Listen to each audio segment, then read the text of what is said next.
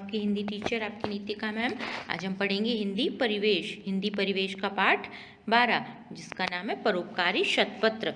शतपत्र कौन था? शतपत्र एक कटघोड़ा है ना, उसका नाम है। तो हम ये कहानी पढ़ते हैं। तो सबसे पहले परिवेश की बुक ओपन कीजिए, उसमें निकालिए पेज नंबर 91। पेज नंबर 91 पे कहानी है, हम पढ़ना स्टार्ट करते हैं। परोपकारी पता है ना, जो दूसरों का उपकार करता है, दूसरों के लिए अच्छा करता है, उसको परोपकारी कहते हैं। और शतपत्र क्या है? शतपत्र उसका नाम है, कटफोड़ा है एक, उसका नाम शतपत्र है। तो चलिए हम ये कहानी स्टार्ट करते हैं पढ़ना। पाठ 12 परोपकारी शतपत्र।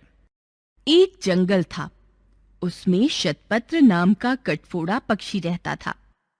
वह केवल फल फूल और पत्ते ही खाता था, जबकि दूसरे कटफोड़े कीड़े मकोड़े खाते थे। यह देखकर सभी कटफोड़े हैरान होते थे। एक दिन एक कटफोड़े ने शतपत्र से कहा, अरे शतपत्र, तुम कटफोड़ा होकर भी कीड़े मकोड़े क्यों नहीं खाते? शतपत्र ने कहा, अपनी भूख मिटाने के लिए किसी को मारना मुझे अच्छा नहीं लगता। शतपत्र की बात सुनते ही वह कटफोड़ा जोर से हंसा और उसका मजाक उड़ाने लगा। शतपत्र को उसका मजाक उड़ाना अच्छा नहीं लगा, इसलिए वह दूसरे जंगल में चला गया। एक दिन शतपत्र पेड़ पर बैठा हुआ था, तभी उसे किसी के कराहने की आवाज सुनाई दी। उसने इधर उधर देखा तो एक शेर पेड़ के नीचे लेटा लेटा दर्द से तड़प रहा था। शेर को तड़पता देखकर शतपत्र को उस पर दया आ गई। वह उसके पास गया और बोला, हे वनराज, आपको क्या कष्ट है? आप इस प्रकार क्यों करा रहे हैं? मुझे बताइए, शायद मैं आपके कुछ काम आ सकूं। शेर बोला, अरे भाई, तुम इतने छोटे से तो हो, तुम मेरी क्या मदद करोगे? शतपत्र बोला, महाराज कुछ तो बताइए। शेर ने कहा, कल शाम को मुझे बहुत तेज भूख लगी थी, तभी मुझे एक हिरन दिखाई दिया। मैंने जल्दी से उस हिरन का शिकार किया और खाने लगा। जल्दी जल्दी में मैंने मांस के साथ साथ हड्डी का टुकड़ा भी खा लिया। वही हड्डी का टुकड़ा मेरे गले में फंस गया है, न वह अंदर जा रहा है न बाहर। उसी के कारण मैं दर्द से तड़प रहा हूं। शेर की बातें सुनकर शतपत्र सोच में पड़ गया। सोचते सोचते उसे एक उपाय सूझा। वह बोला, ठहरिए महाराज, मैं अभी एक लकड़ी का टुकड़ा लेकर आता हूं, फिर उससे आपके गले में फंसा हड्डी का टुकड़ा बाहर निकाल दूंगा। शतपत्र उड़ गया और कुछ ही देर में एक लकड़ी का टुकड़ा ले आया। फिर उसने शेर से कहा, महाराज आप मुंह खोलिए, मैं यह लकड़ी का टुकड़ा आपके दांतों के बीच में फंसा दूंगा और फिर अपनी लंबी चोंच से हड्डी के टुकड़े को निकाल दूंगा। शेर ने शतपत्र की बात मान ली। फिर शतपत्र शेर के मुंह में घुसा और उसने अपनी लंबी चोंच से हड्डी के टुकड़े को निकाल दिया। हड्डी का टुकड़ा बाहर निकलते ही शेर के गले का दर्द ठीक हो गया। शेर ने शतपत्र को धन्यवाद दिया और कहा, शतपत्र, आज तुमने मेरे गले की हड्डी का टुकड़ा निकालकर मुझ पर बहुत उपकार किया है। मैं तुम्हें हमेशा याद रखूंगा। फिर शतपत्र वहां से उड़कर चला गया। जानते हो बच्चों, यह शतपत्र बोधिसत्व भगवान बुद्ध थे, जो अपने सभी जन्मों में दयालु, अहिंसक और परोपकारी थे। शतपत्र आपको अच्छी लगी ना? शतपत्र पता चला इसमें कौन था? एक कटफोड़वा, एक वुडपीकर। और वो उसने किसकी हेल्प की थी? शेर की। और ये शतपत्र कौन था? ये जो हमारे भगवान बुद्ध है ना, बोधिसत्व भगवान बुद्ध, उन्हीं का दूसरा जन्म वो एक कटफोड़वा के रूप में हुआ था। तो इसमें बताया गया उन्होंने जितने भी जन्म लिए, सब में वो दयालु, अहिंसक और परोपकारी थे, मतलब बहुत अच्छे ही थे। ऐसा होता है ना कि इंसान के जन्म लेने के, मानव जन्म के बाद हमको बहुत सारे पशु पक्षी सबका जन्म लेना पड़ता है, एक बार फिर मानव का जन्म मिलता है। ऐसे ही भगवान को भी ऐसा ही होता है। तो उसमें इसीलिए तो बताया ना कि भगवान बुद्ध थे, वो कटफोड़वा के रूप में जन्म लिए थे। तो अभी हम इसका अभ्यास करते हैं। अहिंसक मतलब सबसे पहले क्या पढ़ेंगे? नए शब्द। नए शब्द में क्या है? पहला शब्द अहिंसक। अहिंसक का अर्थ क्या होता है? हिंसा ना करने वाला, मतलब हिंसा गलत काम नहीं करने वाला। परोपकारी, दूसरों पर उपकार करने वाला, दूसरों की भलाई करने वाला। दयालु मतलब दया करने वाला। उपकार मतलब भलाई। कराहना मतलब दर्द से चिल्लाना। जब हमें कोई पेन होता है, दर्द होता है कहीं, तो हम ऐसे कहते हैं ना, दर्द हो रहा है, कराहते हैं, आवाज़ निकलती है, उसको कहते हैं कराहना, मतलब दर्द से चिल्लाना। अभी इसका अभ्यास करते हैं। अभ्यास में क्या है, श्रुत लेख सुनकर लिखना। शतपत्र, कटफोड़ा, हैरान, मजाक, हड्डी, टुकड़ा, खोलिए, चोंच, उपकार, बोधिसत्व, बुद्ध, दयालु, अहिंसक, परोपकारी। हो गया ना हमारे श्रुतलेख। अब पाठ की बात पर आते हैं। पाठ की बात में क्या है, नीचे दिए प्रश्नों के उत्तर दीजिए। तो ये मौखिक तो आपको पता है, मौखिक प्रश्नोत्तर कैसे होते हैं, एक शब्द में उत्तर देना होता है, और लिखित मतलब लिख कर बड़ा सा लंबा आंसर होता है। तो पहला कौन सा है, शतपत्र कौन था, शतपत्र एक कटफोड़ा था। कौन दर्द से तड़प रहा था, शेर दर्द से तड़प रहा था ना, उसके गले में हड्डी फंस गई थी, हड्डी का टुकड़ा। फिर शेर ने किसका शिकार किया था, शेर ने हिरन का शिकार किया था। फिर लिखित प्रश्नोत्तर पर आते हैं। इसमें क्या है, शतपत्र दूसरे जंगल में क्यों चला गया था, कहानी में बताया था ना। तो कटफोड़े शतपत्र का मजाक उड़ा रहे थे, शतपत्र को उसका मजाक अच्छा नहीं लगा, इसलिए वह दूसरे जंगल में चला गया। फिर नेक्स्ट है क्वेश्चन, शेर ने दर्द का क्या कारण बताया, शेर ने बताया कि मेरे गले में हड्डी का टुकड़ा फंस गया है, न वह अंदर जा रहा है न बाहर, उसी के कारण मैं दर्द से तड़प रहा हूँ।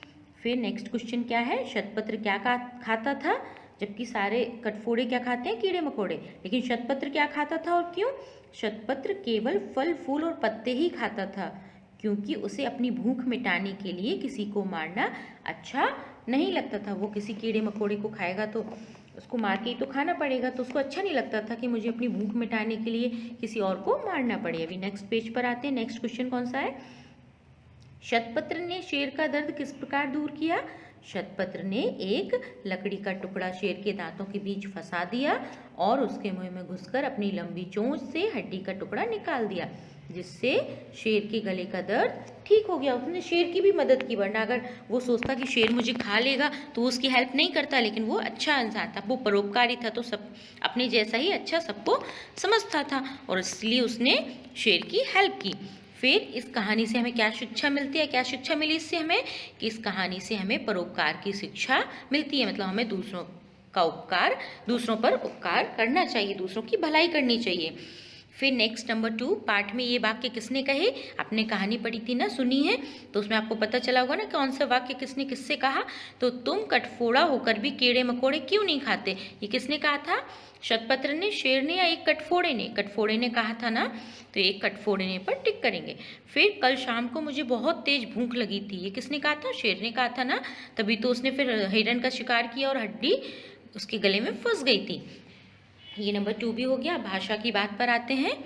है और हैं का सही प्रयोग करके खाली स्थान भरिए। अब है और हैं में क्या अंतर है क्या हो गया, एक वचन के साथ लगाते हैं, और हैं क्या लगाते हैं, बहुवचन के साथ लगाते हैं। तो रोहित पुस्तक पढ़ रहा है, तो रोहित यहाँ एक ही है ना, तो एक रोहित के लिए क्या है लगाएंगे।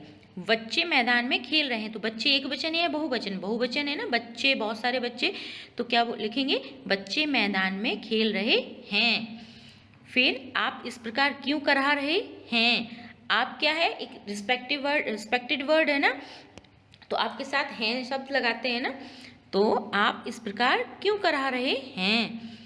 सोहन और रमा पाठशाला जा रहे हैं क्यों बोला, क्योंकि यहाँ 2 लोग हैं, बहुवचन हो गया ना, सोहन एंड रमा, तो इसलिए हैं शब्द आएगा। फिर मेरे गले में हड्डी का टुकड़ा फंस गया है, एक ही टुकड़ा है ना, एक वचन, तो है, यहाँ पर है शब्द आया, तो हैं और है में आपको अंतर पता चल गया। नंबर 2, नीचे दिए वाक्यों को ठीक करके लिखिए। ये रॉन्ग लिखे हैं, इनको हमें सही करना है। मुझे एक हिरन दिखाई दी, हिरन, इसमें क्या है, स्त्रीलिंग पुल्लिंग हमको देखना है, स्त्रीलिंग के साथ स्त्रीलिंग वाला वर्ड और पुल्लिंग के साथ पुल्लिंग वाला लिखेंगे। तो मुझे एक हिरन दिखाई दी, हिरन क्या होता है, पुल्लिंग होता है, तो मुझे एक हिरन दिखाई दिया, दी नहीं। हड्डी का टुकड़ा मेरे गले में फंस गई है, हड्डी का टुकड़ा क्या हुआ, पुल्लिंग, तो हड्डी का टुकड़ा मेरे गले में फंस गया है, गई है नहीं। उसे किसी के कराहने की आवाज़ सुनाई दिया, उसे किसी के कराहने की आवाज़ सुनाई दी। अभी नेक्स्ट पेज पर आते हैं। कल शाम को मुझे बहुत तेज भूख लगा था, भूख क्या होती है, लगती है ना, कहते भूख लगी है, ऐसा कभी कहते भूख लगा है, नहीं कहते ना, तो कल शाम को मुझे बहुत तेज भूख लगी थी। ये भी हमारा कंप्लीट हुआ। फिर नंबर 3 पर आते हैं। इसमें क्या है, नीचे दिए शब्दों के वचन बदलिए। वचन बदलने मतलब एक वचन में लिखा है, हमको बहुवचन करना है। तो पत्ता का बहुवचन क्या होगा, पत्ते। कीड़ा का कीड़े, टुकड़ा का टुकड़े, लड़का का लड़के, हड्डी हड्डियाँ, पत्ती पत्तियाँ, घाटी घाटियाँ, लकड़ी और उसका क्या होगा, लकड़ियाँ। ये भी हमारा एक वचन से बहुवचन कंप्लीट हुआ। ये तो आपने व्याकरण में पढ़ा था ना, आपको अच्छे से आता है वचन बदलना। तो एक वचन से बहुवचन करना तो आप लिख सकते हैं ना। अभी नंबर 4 में क्या है, जो चित्र का नाम नहीं है उसके सामने गलत का निशान लगाना है। तो एक पिक्चर बनी है, जंगल का है ना पिक्चर, तो इसमें क्या है, जंगल के पर्यायवाची लिखे हैं 3, बाकी का एक अलग शब्द है। तो हमको देखना है, जंगल, सरिता मतलब नदी, जंगल मतलब जंगल, सरिता नदी, वन मतलब जंगल, अरण्य भी जंगल होता है। तो सरिता वर्ड अलग है ना, उसको क्रॉस करेंगे। फिर ये क्या, एक पक्षी बना है ना, तो पक्षी खग मीन्स भी पक्षी होता है, गाय अलग हो जाएगा, पंछी भी पक्षी ही होता है, तो गाय पर क्रॉस करेंगे। यहाँ क्या है, शेर बना है, शेर, गज, केसरी एंड सिंह। गज मतलब हाथी, केसरी मतलब शेर, और सिंह मतलब भी शेर होता है। तो गज क्या है, हाथी, अलग शब्द आ गया तो गज पर क्रॉस करेंगे। ये शेर के पर्यायवाची है, शेर, केसरी, सिंह। यहाँ पे पक्षी के पर्यायवाची, पक्षी, खग, पंछी, और वहाँ पे जंगल के पर्यायवाची थे, जंगल, वन, अरण्य, ये जंगल के पर्यायवाची हो गए। अभी नेक्स्ट पेड़, पेड़ के पर्यायवाची कौन कौन से हुए, पेड़, पादप, तरु, ये 3 हो गए ना। और विजन मतलब देखना, विजन रॉन्ग है, उसको क्रॉस करेंगे। फिर नंबर 5, नीचे दिए शब्दों में वर्ण विच्छेद देखिए, समझिए और लिखिए। वर्ण विच्छेद आपको पता है ना अच्छे से, एक एक वर्ण को अलग करके लिखना होता है। तो लकड़ी, लकड़ी को कैसे लिखेंगे, लो, ओ, को, ओ, ण, ई, लकड़ी। ऐसे ही टुकड़ा, टो, उ, को, अ, ण, आ, टुकड़ा। दयालु को कैसे लिखेंगे, दो, ओ, य, ओ, लो, उ, दयालु। शिकार को कैसे लिखेंगे, श, शो, ई, को, आ, रो, आ, शिकार। हो गया ना हमारा। अभी इसमें नेक्स्ट पेज पे क्या है, मूल्यपरक प्रश्न है, सोच समझ की बात है, फिर है कुछ करने की बात। कुछ करने की बात में कुछ करते हैं, पढ़ते हैं। गद्यांश है, गद्यांश को पढ़ना है और प्रश्न के उत्तर देने हैं। परोपकार अर्थात दूसरों के काम आना इस सृष्टि के लिए अनिवार्य है। सूर्य की किरणें हमें जीवन प्रदान करती हैं, चंद्रमा अमृत की वर्षा करते हैं, वृक्ष हमें फल प्रदान करते हैं तथा नदियां हमें जल प्रदान करती हैं। मतलब नदियों से जल मिलता है, सूर्य से रोशनी मिलती है, चंद्रमा से अमृत की वर्षा होती है। ऐसे बोलते हैं ना, परोपकारी मनुष्य धन का संचय दूसरों के लिए करते हैं। संचय मतलब इकट्ठा करना। परोपकारी मनुष्य क्या करते हैं, जो अच्छे लोग होते हैं वो धन इकट्ठा दूसरों के लिए, दान करने के लिए और दूसरों के भलाई के लिए करते हैं। भारत में परोपकारी मनुष्यों की कमी नहीं है। यहाँ दधीची जैसे ऋषि हुए जिन्होंने समाज के लिए अपने शरीर की हड्डियाँ दान में दे दी। दधीची एक ऋषि थे, उनसे क्या हुआ, पहले राक्षसों ने बहुत आतंक मचाया होता। तो दधीची क्या थे, बहुत अच्छे सिद्ध ऋषि थे। तो देवताओं ने उनसे कहा कि आपकी हड्डियों से अगर हम वो बनाएंगे औजार, और उनसे हम राक्षसों का वध करेंगे तो राक्षस मर जाएंगे, फिर हम पर परेशान हमें नहीं करेंगे। तो उन्होंने अपनी हड्डियां मतलब अपनी शरीर की जितनी भी हड्डियां थी उनको देवताओं को दान में दे दी थी। परोपकार के लिए तो दी थी ना, कि जिससे राक्षस किसी को परेशान नहीं करें। बुद्ध, महावीर, गांधी जैसे महापुरुषों ने जीवन में परोपकार के कारण ही महान बन सके। ये है ना, बुद्ध, महात्मा बुद्ध हैं, महावीर हैं, गांधी जी हैं, ये सब लोगों ने क्या किया, परोपकार किया, इसीलिए तो महान है ना, जिनका नाम सब लोग याद रखते हैं। तो ये हमारा गद्यांश था। गद्यांश पढ़कर क्वेश्चन आंसर्स देते हैं। चंद्रमा किसकी वर्षा करता है, चंद्रमा अमृत की वर्षा करता है। नदियां हमें क्या प्रदान करती हैं, जल। किसने समाज के हित के लिए अपने शरीर की हड्डियां दान में दी थी, दधीची ने दी थी ना, ऋषि दधीची थे। फिर अमृत का विलोम क्या है, अमृत का विलोम विष है। विष मतलब जहर, अमृत मतलब अमृत। तो ये हमारा पार्ट 12 कंप्लीट हो गया। और अब हमको क्या करना है, इसकी पूरी एक्सरसाइज फिर से एक बार देखनी है, इसकी कहानी को पढ़ना है और एक्सरसाइज बुक में करना है। नए शब्द, प्रश्न उत्तर आपको नोटबुक में लिखना है। अभी हम नए पार्ट के साथ फिर आएंगे, तब तक आप इसको अच्छे से पढ़ना और होमवर्क टाइम से करना।